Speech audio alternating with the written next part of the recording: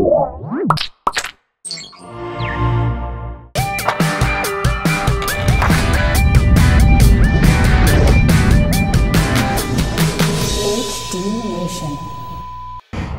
right, we got something from the mailbag here. Calvin writes in, is there a TV that has HDMI repeating? I want to connect all of my devices directly to my TV and then a single cable to my home theater receiver, or a home theater receiver that will pass the HDMI signals to the TV when the receiver is off and switch when on. This would require N+1 HDMI cables between my receiver and TV, N being the number of devices. Calvin, N+1. This is getting mathy. You think Calvin means HDMI switching?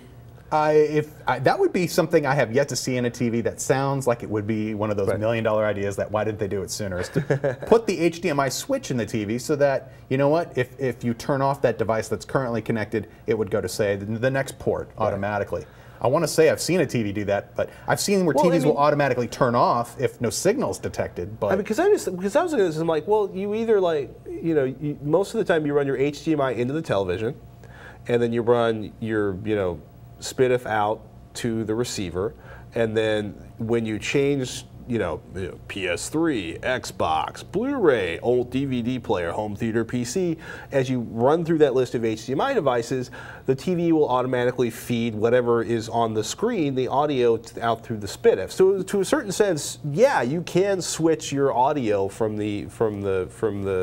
most totally. HDTVs. I've run into an issue though where most of those SPDIFs only provide stereo output for whatever reason, which is kind of weird. I've only seen a handful of TVs that actually, you feed them 5.1 and it pushes the 5.1 right through.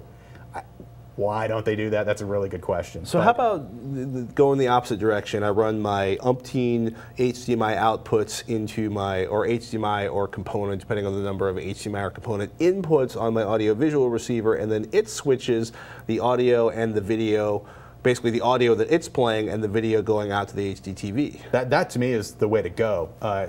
He was talking about, could you leave the receiver off, or do they make a receiver where if when it's still off, would it still function as the HDMI switch? I haven't seen that either. I don't understand the point of that. I think you just got to break down and turn it on. I mean, maybe to save power, but no. I think the short answer to that is no. Because even the HDMI switches I've seen require power anyway, so it's going to consume something in order to provide that functionality.